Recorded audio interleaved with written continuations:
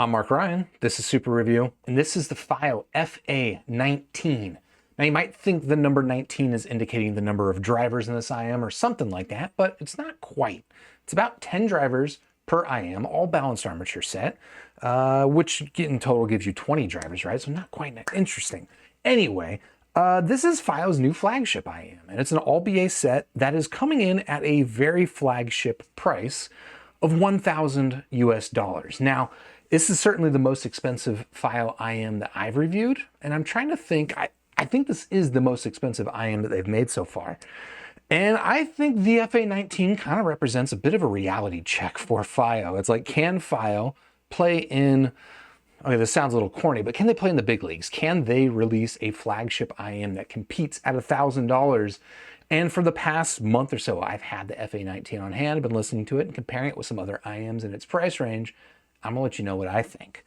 But before we get to that, a quick shout out to Fiio for sending in the FA19 for review. If you wanna check out the FA19, I've got it linked in the description down below. But other than that, let's just get to it. Let's get to the review. We'll talk about the physical form factor, what comes inside the box, build quality, fit, comfort, all that stuff. Then we'll talk about the sound, what this thing graphs like, what it sounds like to my ear, and then we'll talk about how it compares with another, I think, pretty important competitor at around this price range. So with that out of the way, all right, here's the packaging. It is handsome, as Fiio's packaging typically is. In fact, as you can kind of see all spread out here on the table, Fiio generally does an excellent job with accessories. I feel like Fiio and Dunu are kind of engaged in epic combat over who can have the best accessories package. And Fiio might have it, but Dunu's pretty good too. Okay, anyway, what do we have? We have a carry case, which is a carry case they include with a lot of their IMs. It's nice. It's got little, little buckets for the individual earpieces. It's certainly premium feeling, maybe a little bit larger than I like to use, but certainly nice. Apart from that, they also include a lot of ear tips. And this is the part where I think Fiio is like crushing it really. It comes with this ear tip case, which I love these things. I've got like 4 of these things because Fiio actually sells them separately. And I love these cases because they hold more ear tips than your average ear tip case. And of course, it also comes pre-filled with a lot of ear tips. So you've got, I don't know, let's see, 1, 2, 3 different types of your basic silicone ear tips. You've got dual flange, you've got foam tips, and that's not even all the tips that this thing comes with, because separately, they also come with these are basically a full set of spin fit ear tips, which is what that is, as well as a full set of Fiio's own HS18 tips, which is what this guy is. And I actually really like the HS18 tips. I've been using these on some other IMs, and I've in fact bought a bunch of these tips for myself because I like those tips. So nice to see a full collection. Obviously, like, which tip's gonna work for you, it's going to depend on your ear, and that's why I think it's really nice to have a lot of ear tips. My recommendation anytime you get a new IM is just try a bunch of tips, and hopefully you've got access to a bunch of tips. It might be the tips that come with the IM, it might be tips that don't come with it. Just try them out, see what fits and works in your ear, because that like last millimeters of positioning inside your ear can make all the difference in the sound of an IM. But of course, we've got more accessories to take a look at. They include a little magnetic cable tie, which is nice, kind of classy. They include a tool for removing the MMCX connectors, and this IM does have MMCX connectors, so if some people have difficulty removing those sometimes, so they've got a little tool for it. Not something I use personally. They've got a cleaning tool, and the thing that I wanted to point out real quick on this cleaning tool is that it's got a little pointy end, and that pointy end is used for operating the little on-off tuning switch that comes with this. And we'll talk about later when we get into talking about the sound what that tuning switch does, but it's nice that they included a little tool for flipping that switch. And other than that, well, we've got a little adapter here, which I guess is going to lead us into talking about the cable. And let me make room for that.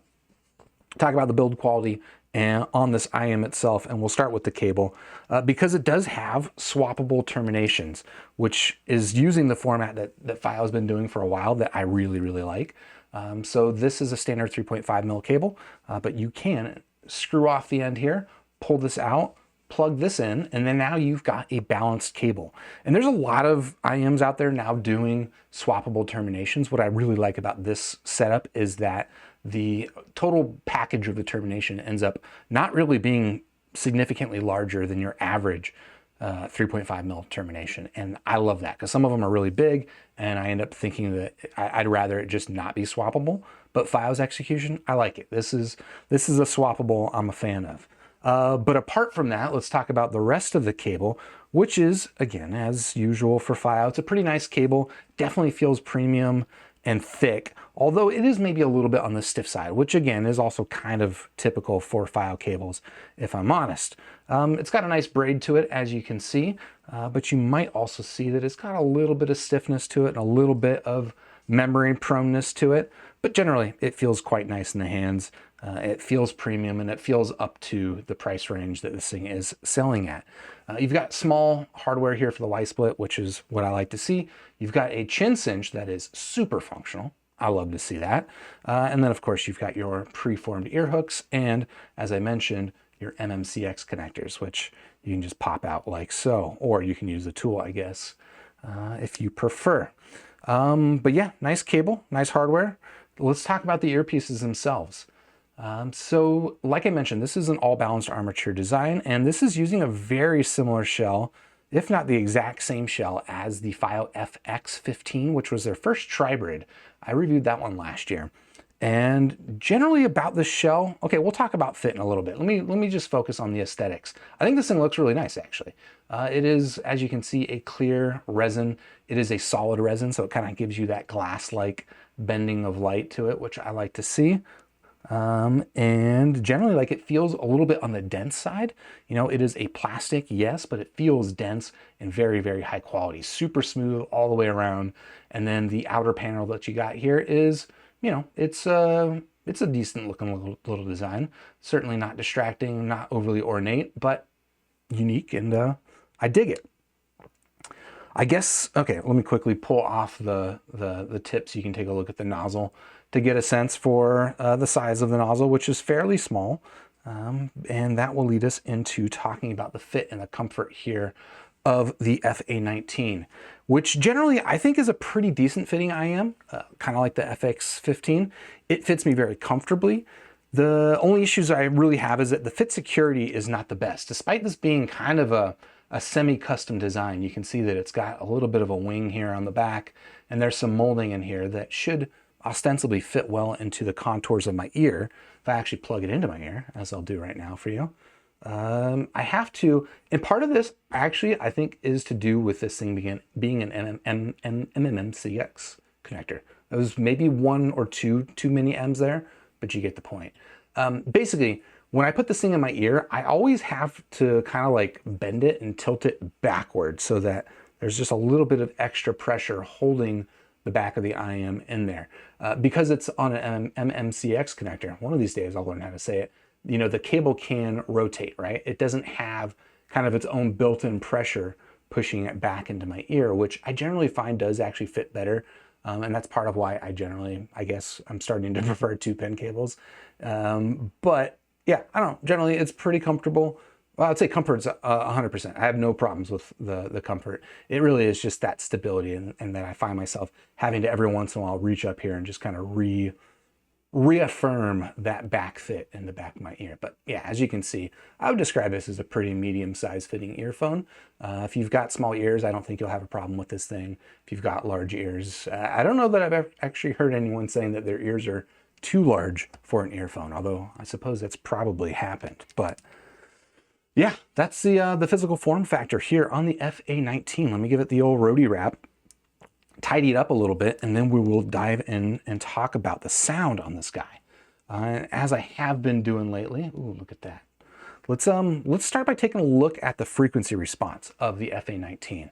And if you haven't checked this out before, I've got this on Squig Link right now. It's squig.link. I've got it linked in the description if you want to check it out. But yeah, this is the frequency response of the FA19.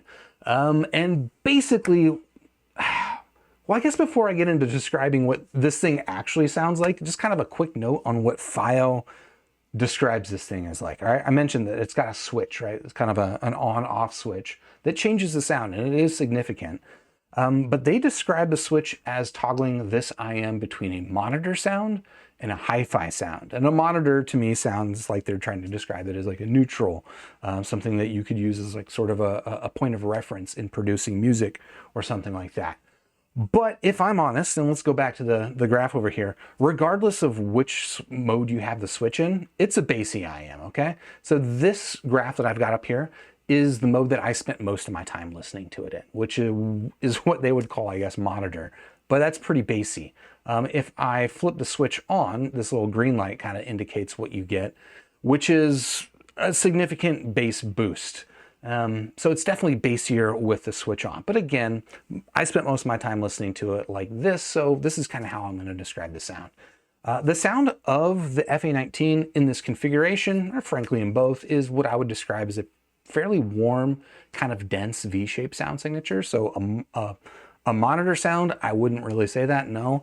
But it is kind of a V-shaped sound signature. So it's got emphasis in the bass, it's got emphasis in the treble and the top end, and that gives it kind of a bit of an excitement. Now, what you might notice about this graph here is that that bass emphasis isn't just like really isolated to the bass. It kind of is just the entirety of the low end gets a lift. And because of that, you overall get a very warm, kind of dense, thick sound to the FA19. But because you've also got that treble up top, it can help kind of cut through that denseness and keep it from sounding overly muddy, as you might expect from a really dense bass presence. Again, switching the bass switch on, you just get more bass. And it does definitely tilt that more away from the treble, although I would say that the characteristic is more or less the same. I'll get into talking about what I think about the bass in a little bit, but it's a warm V-shaped sound signature with a lot of bass, or a lot of bass, depending on how you like to listen to it. So that's kind of my general thoughts on the sound signature of the FA19. But in listening impressions, okay, I mentioned it's pretty dense and thick in the low end, apart from the treble being, you know, fairly present and sparkly up top, which has the effect of kind of cutting through that and keeping it from sounding overly muddy. It does also, unfortunately, have the effect of being a little on the sibilant side. I think the treble is not super well controlled on this IM. Really, the treble is just not good enough on this IM to be $1,000 price range, if I'm honest. And to that point, also, I think the bass really is just, it is kind of farty and drony bass. It is not tight and punchy. There's certain music that I can listen to. Like, actually, I was just listening to the song Fade Into You by Mazzy Star. That actually sounded pretty nice in this set, until the tambourines come in which case then it becomes a little bit splashy in the treble. But if I'm listening to a lot of the music that I listen to with like female vocals, this really does tend to put a sibilant edge on their vocals. And that bass is just, it's kind of, again, like farty is the best way I can describe it. Like, it does have some sort of initial impact and kind of that mid-bass presence, but then it's like really kind of flabby and flat on the back end. And that's with the bass switch turned off. If you turn the bass switch on, I feel like that characteristic just gets amplified to the point that I don't recommend listening to this IM with the bass switch on. I'm sure there's going to be people out there that like that, but I found that the bass just generally is thudding. It doesn't have any texturing, and the bass switch just gives you more of that if that's what you want. Anything else I want to talk about? I guess the stereo image on the set is fairly narrow, which I don't know, that's not a big deal for me, but given the other aspects of the sound are, I think, underwhelming.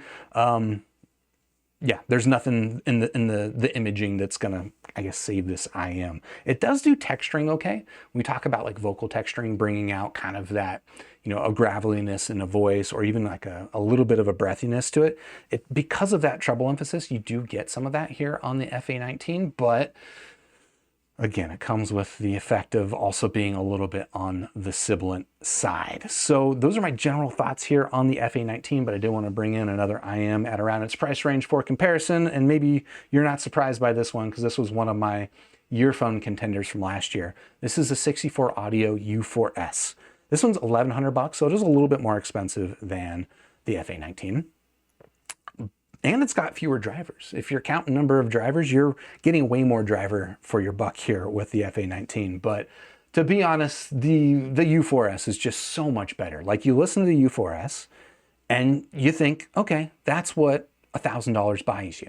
It might not be the absolute best IM. It might not be the best IM for you, but this is just a nice all-around package. And sound signature wise, like, they're not too far off. Like, if you like the way I described the sound signature on the FA19 as being kind of warm, low end focused, with enough treble to kind of cut through the top end, you could kind of describe the U4S as the same. I think that the bass is a lot better balanced, although it depends on which Apex module you've got in here. I like it with the M12 personally, a nice balance for me. But otherwise, I would say that the mid-range on the U4S just comes across more neutral. It does have a little bit of a warm tilt to it, and the treble is just not nearly as present as it is here on the FA19, although the upper treble extends well enough that, again, it gives it that sparkly character without ever being sibilant or sharp or anything. The U4S really is just like a nice, relaxing, laid-back listen with a good sense of texturing, much better bass than what you get on the FA19, and a nice little bit of sparkle up top to keep it interesting. Is this the last word in imaging? No, it's not, but neither is the FA19. So yeah, I don't know. I'm gonna check my notes real quick to see if there's anything else I wanted to describe. I don't think so. Okay, this was a sentence I wrote. I feel like the U4S is what the FA19 wanted to be, which is a little bit of a harsh statement, but there you go. So I don't know. I think that's gonna do it for my thoughts here on the Fiio FA19. Again, $1,000, 10 BA set. I'd love to see Fiio try this again. I love me a BA set. I did a video earlier this year saying I am personally biased toward all BA sets. Unfortunately, the FA19 is not it for me. It's just, it is what it is. Out of 5 stars, frankly, I can't recommend this IM at its price range. Even if this thing was like a tenth of its price range, I think there's stuff out there that's better. But if you want to check it out, like I mentioned, I've got it linked in the description down below. And while you're down there, if you haven't already, please do hit the like button, subscribe to the channel, ding the YouTube bell, and I'll catch you on the next super review. Cheers.